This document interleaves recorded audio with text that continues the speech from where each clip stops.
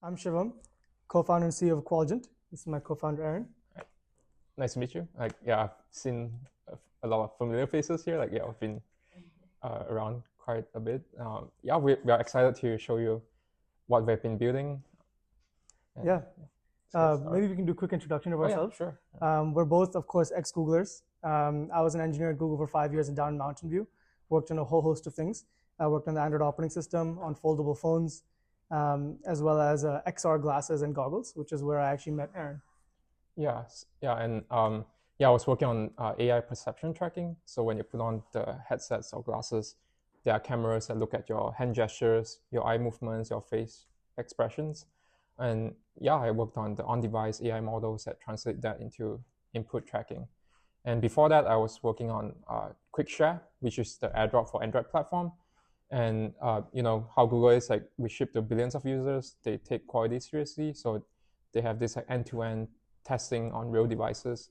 So I have experience building the real device infrastructure for testing, and that translates well here when we are building QualGent, where it run tests on real devices using AI agents. Yeah. So now maybe I can give an overview of the company and what we're building. Right? Is there anything else we should mention before we start? No? Okay, cool. So we're building QualGent. We just finished the YC batch we were part of the YC spring batch and graduated, I guess, a month ago from that batch. And what we're building is a mobile app quality assurance tester. So all of you were at Google at some point, and you're aware that we ship mobile apps to billions of people, and we've got a very manual quality assurance process. And we found that with all the different AI agent technologies, we can actually automate quality assurance completely end-to-end on mobile phones. And what we've built is an AI agent that actually automates it completely and runs in parallel with 100x improvement in time to results, as well as a higher than human accuracy for manual quality assurance testing. So here's a demo. I'm actually not going to do one demo, I'll do two demos. What I'm going to show you here is our version 2, which we built very fast during YC. And then I'll show you version 3, which we're going to launch in a few weeks. So it's an early preview, and it's much scaled up, much more parallel, and a much higher quality of agent. So what QualGent does is, let's say you are a company that builds, actually one of our customers is Sleeper. They're one of the leading sports fantasy apps with almost 100 million in annual revenue. And what they do is they write down the test cases in plain English at a high level. Once they write down the test cases on our platform, all they have to do is go to the Run and Review tab and click any of them or all of them to run. And then you run these test cases and verify if they're correct or not to make a decision of, hey, can I ship an app update, or do I have to fix these bugs and ship a new revision? In the middle here, you can see a video recording of our agent actually finding a bug in the Sleeper app. And on the right side, you can see analysis. It's showing up? Okay. So here you can see that in the Sleeper app, it tries to log in with the credentials the team provided, and actually the login flow wasn't working. This was a short-term regression that we were able to discover in the Sleeper app before they had to launch their app update. So it's showing clear business value for manual QA testing for mobile apps. Our roadmap will not just end at mobile, we'll go to web and desktop and even XR, which is where we worked. That's V2. We learned a lot from our current customers and started building V3. V3 has many more features that people care about, and I can start sharing that. Any questions on V2 so far? Or on what we're doing? Like, does the mission make sense? Does the problem make sense? Everything makes sense? Cool. Yeah, I guess everyone who's at Google knows about manual QA and understands that. So here, let me share V2. So V2, the biggest deltas here are, first of all, we have an AI test creator. So here, instead of having to write test cases manually, you can actually have an AI generate test cases. So here I started asking it, we're testing the Obsidian app. It's a note taker. We wanted to ask it, hey, can you just create a couple test cases for the Obsidian app? Usually companies have anywhere from 400 to 1,000 test cases that human QA testers do every week to verify releases. And here you can actually generate that many test cases with AI agents instead of having to write them on your own. So that's the biggest delta, number one. And then the second thing is we run our tests now massively in parallel. So if you wanted to run any of these test cases, this is only one test case, but let me go here actually. You've got like maybe 5 test cases here, you can have 500. You can click run and it'll run them in parallel and then show you a result that looks something like this. So here's a result of creating a new note. And if you wanted to step through something you can never do with a human QA tester is you can never see what they did and make sure everything worked correctly. You can actually here see the steps the agent took one by one, understanding when it looked at the screen, when it performed an action like clicking, when it thought about what I should do next and evaluated and analyzed the app itself. And then of course you can see the entire recording of the agent going through the app. So here it's like actually going through the entire onboarding flow. And one novel technology we have is if you think about most agents, they only can last like a minute without getting distracted. Our agent went 4 minutes straight on a test case, and we can do much longer than that. So we're hitting human level manual QA testing for mobile. And yeah, that's where QualGent is today and where we're heading. And one more last thing is we're actually going to be integrating with a lot of things like Slack, Linear, Jira. So now not only are you going to have a mobile QA tester that's fully automated, and then you'll also be able to integrate into your CI/CD pipeline so that every time you ship new code, the AI agent runs automatically, finds bugs, and then our roadmap is actually to fix them soon as well. Cool. Anything else I missed? No, I think you covered it pretty much. Yeah, do we have any questions, like opening up to the floor? Yeah. Yeah.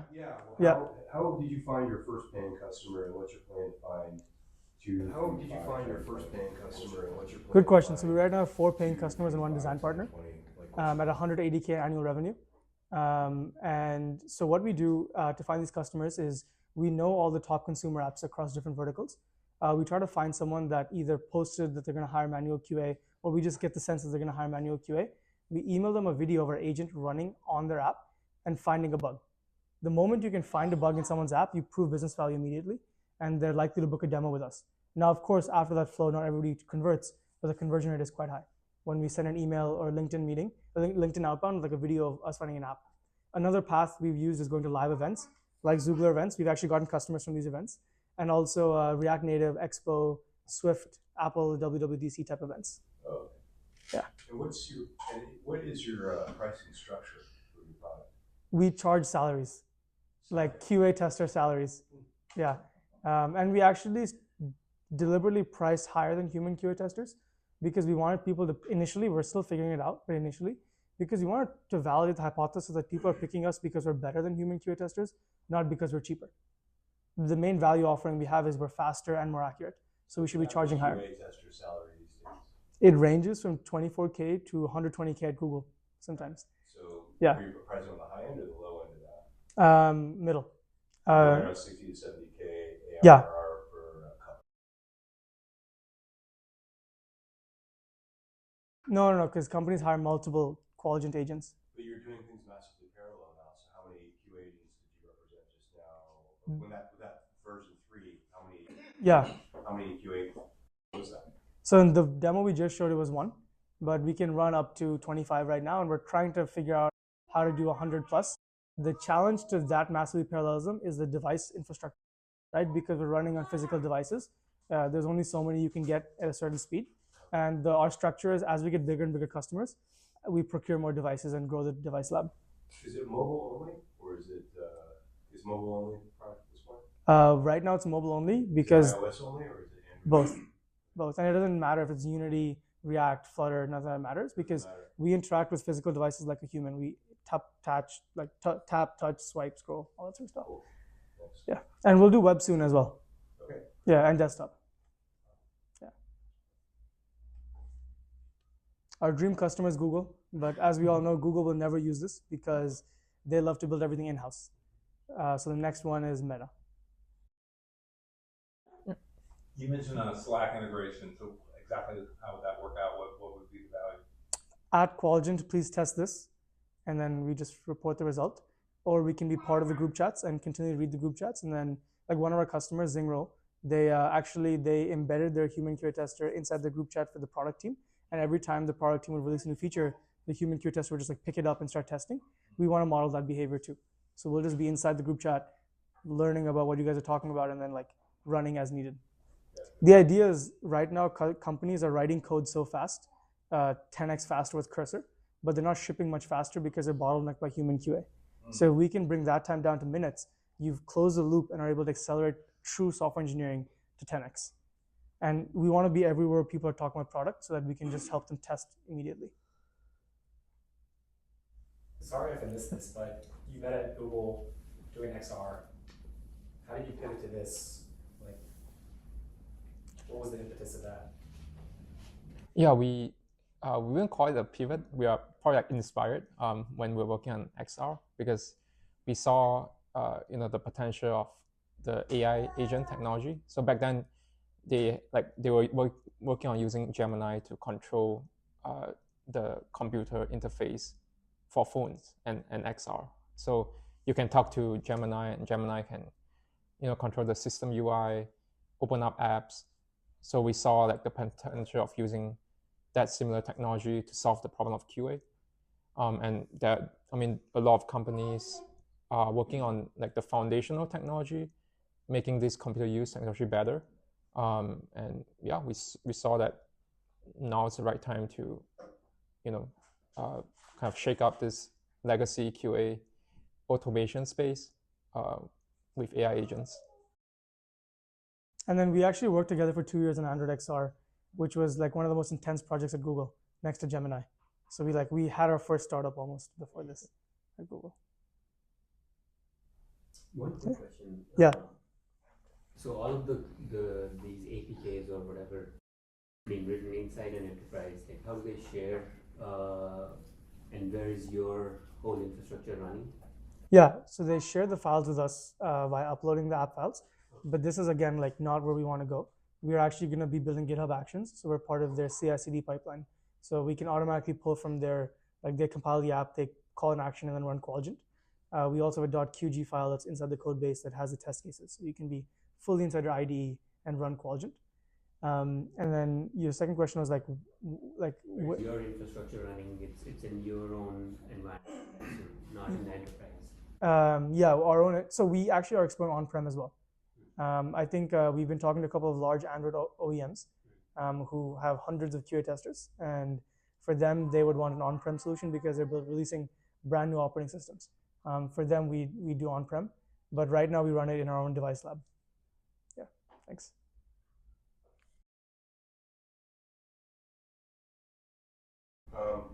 As you build this product and we kind of are in this space where the agents of coding are evolving so rapidly, how does that affect your product and the way the QA is perceived? Because ultimately, if a lot of this stuff is AI agent written, will it evolve your product? So how do you react to that?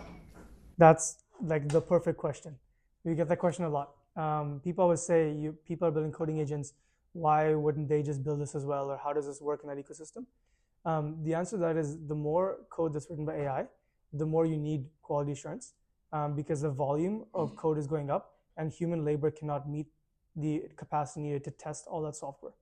And the current workflow with Cursor, for example, is engineers write the code with Cursor and then to test it, they send it for human QA tester. If you were to use QualGent, it wouldn't be fast enough inside the existing Cursor loop to actually be able to close the loop autonomously. So you can't actually build a tool for engineers that has QA in part of it. It has to be distinct. And also from a like meta AI level, if the same AI is writing the tests, like writing the code and verifying the code, they're gonna like cheat and like work with each other to like build tests that pass for the code. So you have to have a separate agent and almost sometimes a separate company ensuring that there's some adversary. Like our job is to make sure that code is good, like software is good. So let's say you find 5 or 6 different bugs or errors in the agentic code that has been produced. What does it look like in terms of your output relative to say something built with Cursor or whatever? Like, how do you then apply the results of the output here in a way that is the most effective? Good question. So here we would report like the test failure and then a summary of what we found. This is what human QA testers report right now. So right now the wedge into the market we're trying to chase is just replacing human QA. And the next step is actually fixing the bugs we find. To be able to fix those bugs, we will leverage existing coding agents like Cursor, Cloud Code to then go ahead and into the code base, fix the bugs. Once they fix them, we verify that they've been fixed. Did that answer your question? Yeah, I think it does, yeah. Is there anything particular that this does like 10 times better than a human could, or there's still many human situations we're a long way from catching in QA? Yeah, so what we can't do that a human can do is we can't move the phone. We can't do like gyroscope stuff. But things that we do much better than a human is multilingual. Our agent knows every language. So it can test, we've got demos in Chinese and Hindi and Spanish. We actually, our design partners speak. They're a unicorn language learning app. So we can do multilingual much better. The second thing is most QA testers for any open input field, just write like fake data, like test string, test name, test email. But our agent actually has real context and writes truthful things. So for example, one of our customers is a luxury watch marketplace, right? Most QA testers don't buy Rolexes, but our agent understands what a Rolex is. So when it tried to search for a Rolex and then a fake brand called Zolex, it was able to understand when like the data produced and displayed was correct and incorrect. It has that understanding of what luxury watches should be like. That's something a human QA tester can't do. Yeah, and also AI agents are much more scalable. So it runs 24/7. We can instantly spin up hundreds of them. And we anticipate, with the recent trend of apps getting, like the interface getting more and more dynamic with AI. Like you have a chat interface for ChatGPT. There's a lot of like generative content. So it requires a new way of testing. And we noticed that based on our interviews with human QA people, like they are also using ChatGPT to help test, like generate test cases to help test these features. So yeah, we definitely see that moving forward, we need AI-driven new way of testing for this kind of dynamic interfaces. Other question is, there's all the incumbents that build testing software. They must all be in the AI bandwagon also. Is there any concern there? Or Selenium must be doing agent-based testing too, I'd imagine. Maybe not. Yes, they are having AI agents write Selenium code, playwright code as well. But what we're doing is a little bit different than that. If you look at this test case, let's see. Here it took the agent 4 minutes to test the whole thing, and then it took about like a couple 80 steps to do this. And this, the entire time it was thinking and reasoning about it. If you have a playwright script that's code generated, it's very rigid. It won't be able to adapt to a notification coming up, a pop-up coming up. It won't be able to test organic human flows. Whereas our agent is actually a computer use model that can test open-ended journeys. In fact, one of the prototype features we have is we just tell the agent, go find bugs. That is something a playwright or Appium writer can never do. Yeah, and also to answer the question about incumbents adding AI agents, we believe that they will have this innovator's dilemma, kind of similar to Google in some way. Like, you want to protect your current business, but you also don't want to move too fast in the AI. But you need to move fast because like you have competitors that are built from the ground up to be AI native, like ChatGPT from OpenAI. So our view is that we can move much faster being an AI native company, and rather than retrofitting AI onto existing legacy frameworks, it's easier to build from the ground up to be an AI native company. Yeah. So I'm trying to build a thread in my mind about where this goes, because it sounds like this could go in a way where it becomes very prescriptive about what your test execution steps should be and prescribe them to you.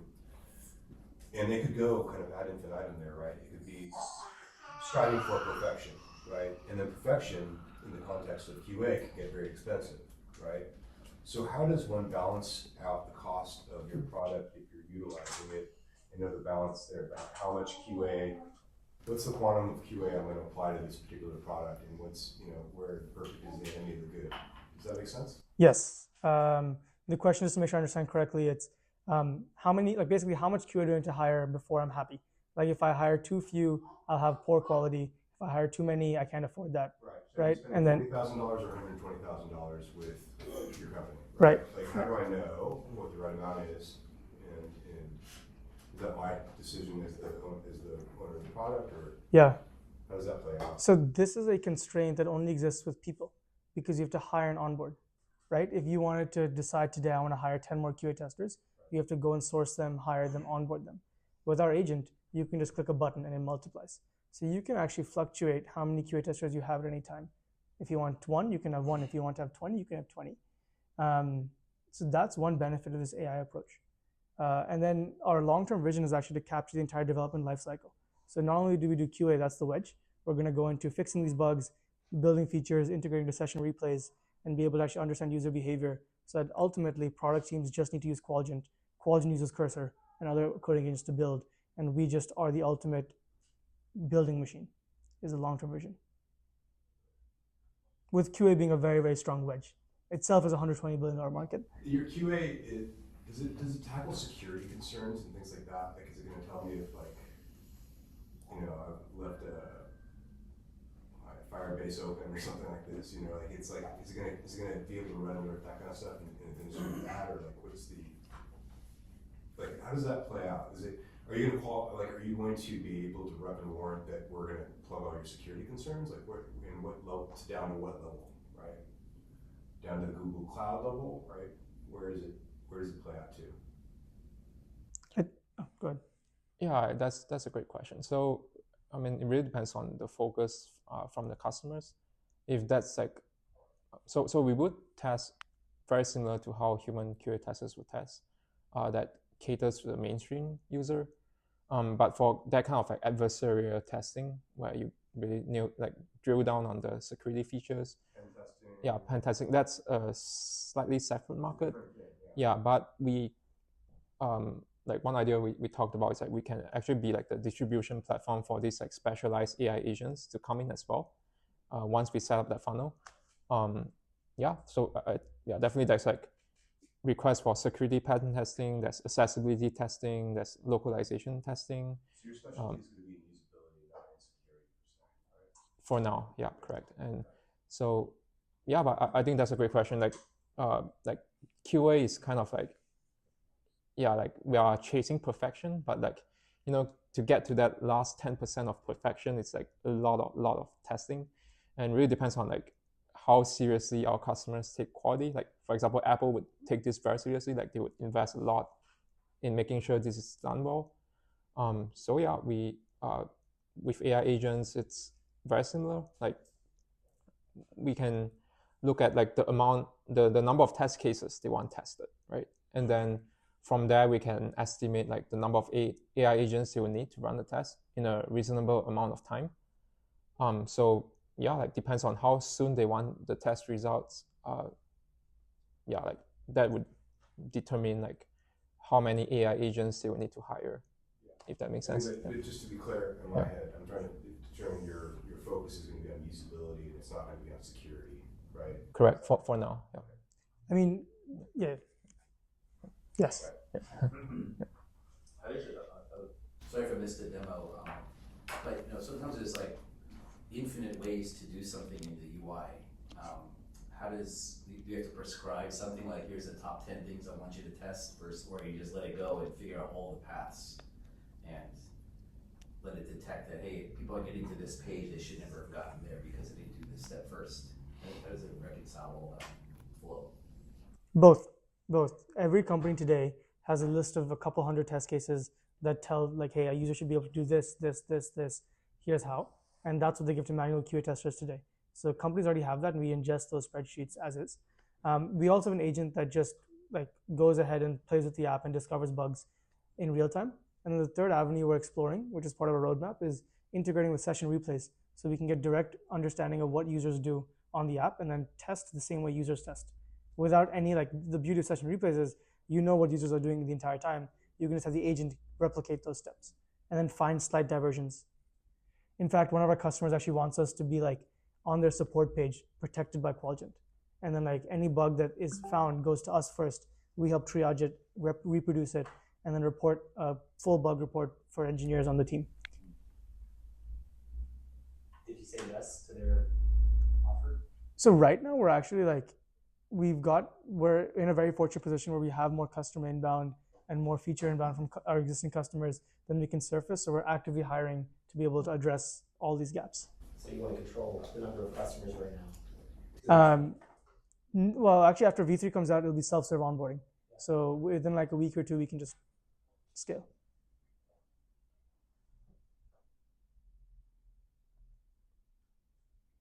Thanks all for the questions.